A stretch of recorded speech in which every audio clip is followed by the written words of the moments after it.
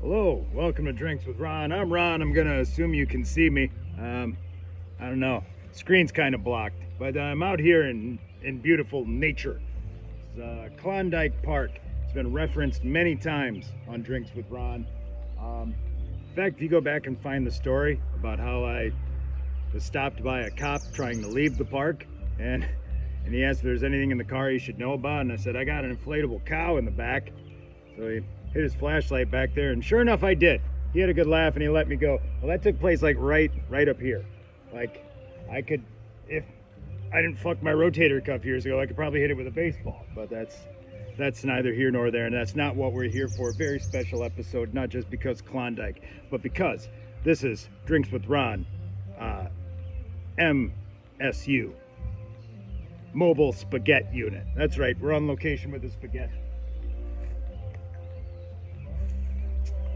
That's High Life. Vigorous drink to verify that it is High Life.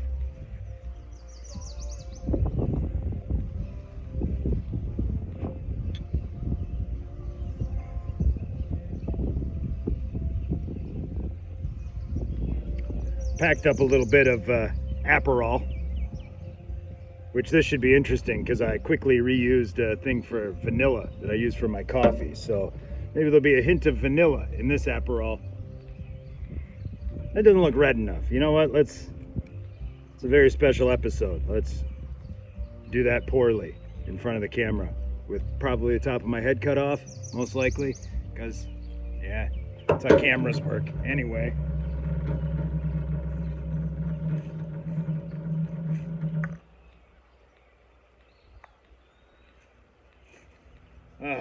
It's one of those great places that has changed so much over the years. You might be able to see a stump over there.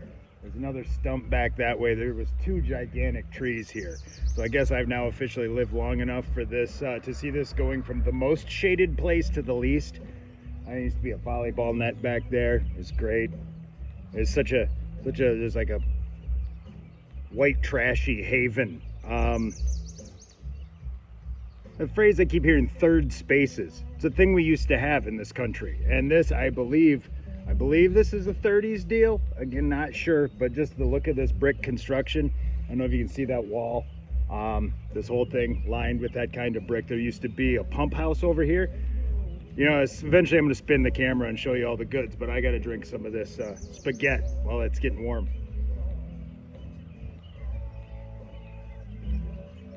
Tom Petty on the Hyundai system. What remains of my Stugatz shirt.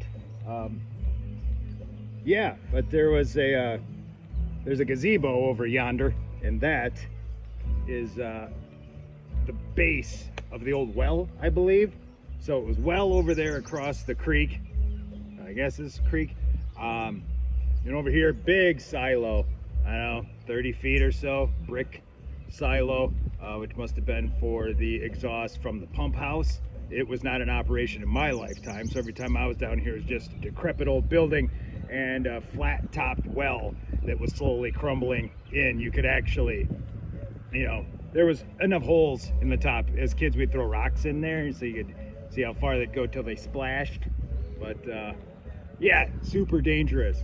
And this bridge has had to be redone a couple of times. The footing, thick concrete, fantastic. As I said, great old, probably 20s, 30s construction. I love it. The suspension on it with the cables. The boards, though, the boards didn't last. And there's a couple times in my youth where it was real suspect. But yeah, we used to come down here all the time. When I was a tiny kid, they'd have a bonfire right over there. This whole thing would be full of cars.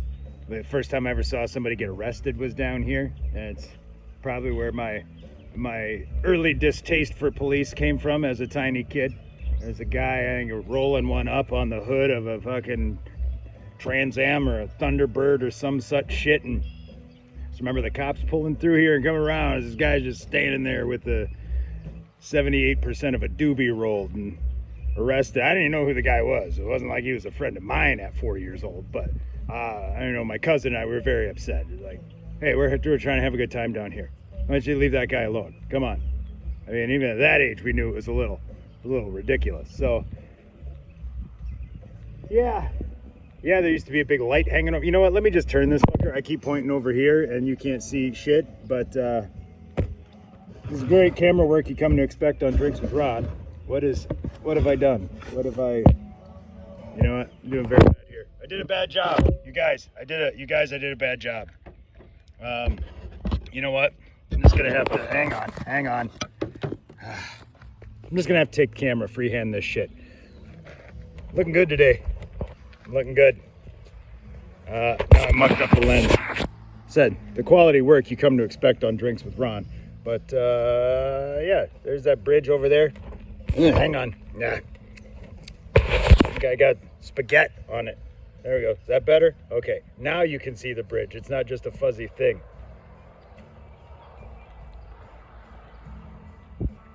Drink for the guitar solo. But yeah, you see the gazebo over there. Actually, my cousin got married to that same cousin I was talking about. We're 4 years old, you know, getting mad at the authorities for shenanigans. She ended up getting married down here at that very gazebo. Wow, man, that's been over 25 years. Jesus Christ. Weird day. So, I mean, obviously you kind of get their vibe that they were getting married at Klondike Park down here. It's cool, kind of a hippie fest. I don't remember her wearing shoes all day maybe. But any hoodles, you know, grandma, very religious, so they had to get the priest lined up to do the marriage. Well, fucking guy didn't show up. And I was standing right about 10 feet over that way. And I remember her come stomping up from over here.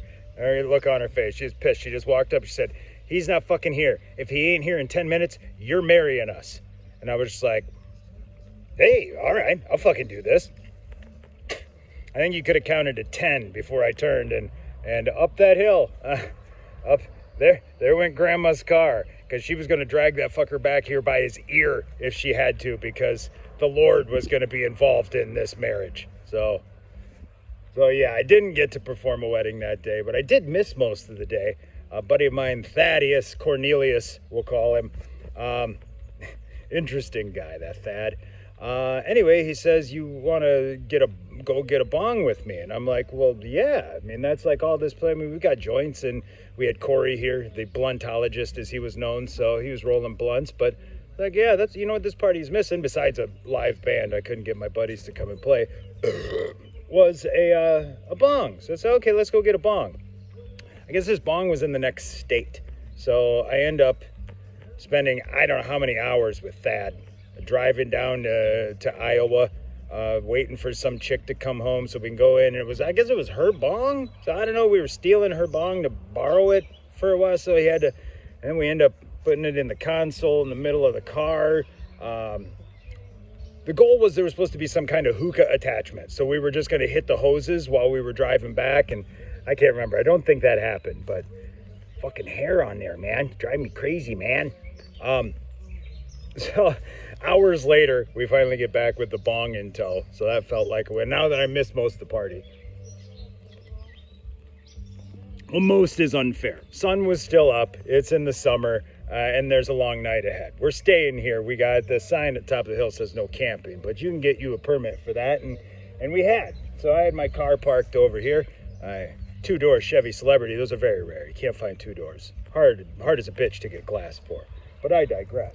One of my buddies, we'll call him Corporal Rick, showed up, and he had a couple of, you know, when I said what this party was missing was a bong, well, there might have been more things it was missing. Namely uppers and explosives. And if memory serves, I believe he had them both. So after a trip to the car for a little bit and come back a little bit jittery, it was time to throw M80s, quarter sticks of dynamite, into the creek over here. So again, as I said, I might have had my perception sped up just a little bit after this trip to the parking lot over here. So he'd light them and I'd just fucking huck them. Well, they'd hit the water and nothing fucking happened. So after like the third one, he's like, Jesus Christ, you got to hang on to it for a second. So I'm sitting there, 1,000, 2, 1,000, 3, 1,000, 5. Throw the fucking thing. I don't think it got a foot out of my hand when it went bang.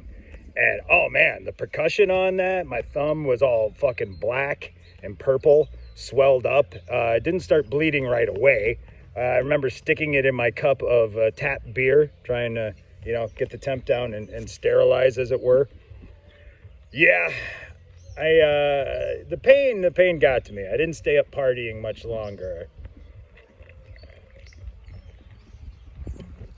But I did get up the next morning around 6, and Corey heard me get up, and he came out of that tent fast as hell.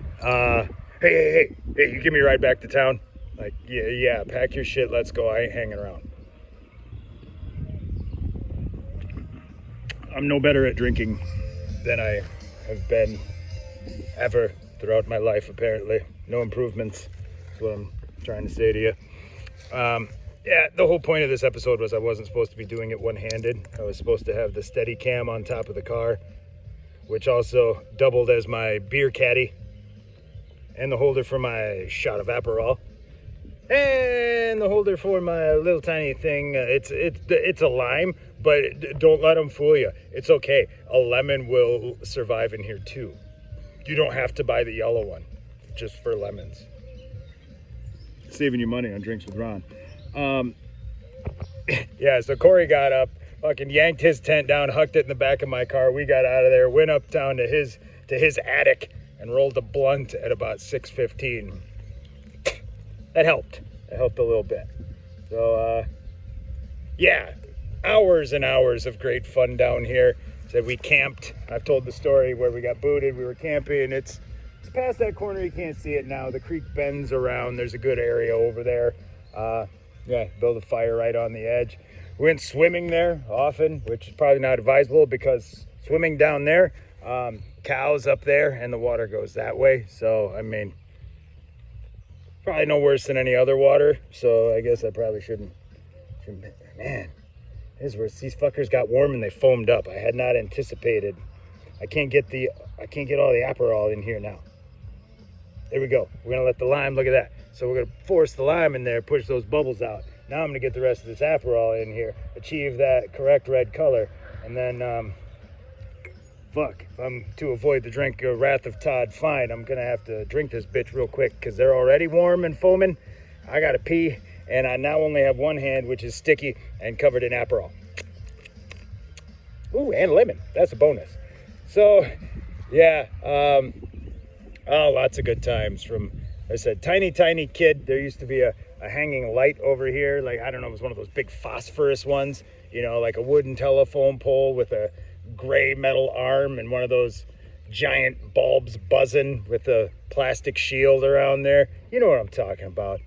But, I'd always go play along that wall. There used to be a tree right there, get another stump. So that was nice. That was kind of like the area where us kids hung out. And I had a giant police car, and remember all the old, I don't want to say hippies. We're too late for hippies. This is more just like white, trashy 70s drinkers that spilled on into the early 80s. But, again, communal and very, very, very heartwarming. But, it's all community when a bunch of drunk adults or almost adults are willing to go over and give a 4-year-old shit about why he's got a cop car. So, fucking you guys, fucking cops, man. And I'd say, nah, it's not the cops. It's the Blues Brothers. This is the Blues Brothers mobile. Get the fuck out of here, Kevin. I'm 4. Maybe don't get arrested. That's not on me. Yeah, and this is one of those good old hole-in-the-ground toilets back here. Probably don't want to get any closer. Smell is fine right here, but the closer you get there, yeah, it's just a big hole in the ground. My advice, don't take your cell phone in there or your keys. Just don't even bother. You're just asking for trouble. It'll fall and it won't go sploosh, it'll go plop. And it's dead to you then. It's fucking dead to you. 14 and a half minutes. I'm running way long.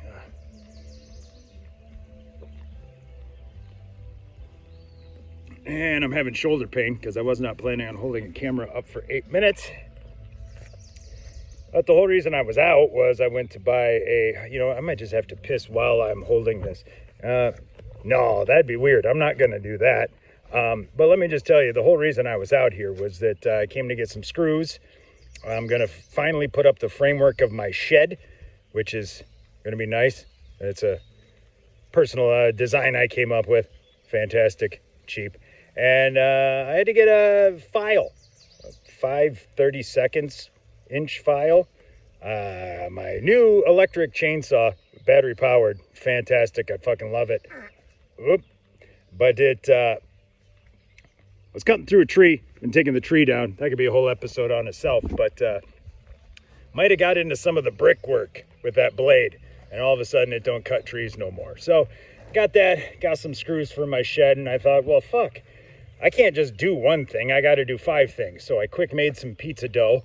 Got that going because gluten takes time to form. It's a goddamn art. You can't rush it, and then, you know, if you do, it ain't gonna turn out the same. So just fucking let it form. So I made pizza dough, assembled my mobile spaghetti unit, watched a video on how to sharpen chainsaw blades while I was doing all of this. I cleaned out a 5-gallon keg for my beer, got that sanitized. I have a batch of root beer that's been sitting for, I don't know, 8 months. We'll say I'm lagering it, not that I just forgot about it. Yeah, that's what I did. I lagered it intentionally, totally intentionally. But I don't know how much space I got on here, and this fucker's warm. Not super enjoyable.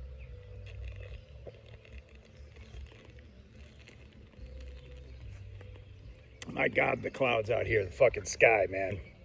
This is fucking, you see why I gotta come down here. It's just fucking beautiful in this place. Fucking Wisconsin, man. There's 3 weeks a year this place is fucking immaculate, pristine, beautiful perfection. And then you got about 3 months of absolutely brutal summer hell with the humidity off the charts that made no sense to me. And then relentless fucking brutal winters. But that 2 weeks in between air conditioner and furnace, fucking delightful. I want to get out on the river this year in that tube, damn it. But before I can, I got to wrap this up and build a shed, file a chainsaw blade, finish cutting down a tree. Yeah, then probably a fucking nap, I think. Oh, sounds like I got company. So good timing. So for Drinks with Ron, I'm Ron, signing off.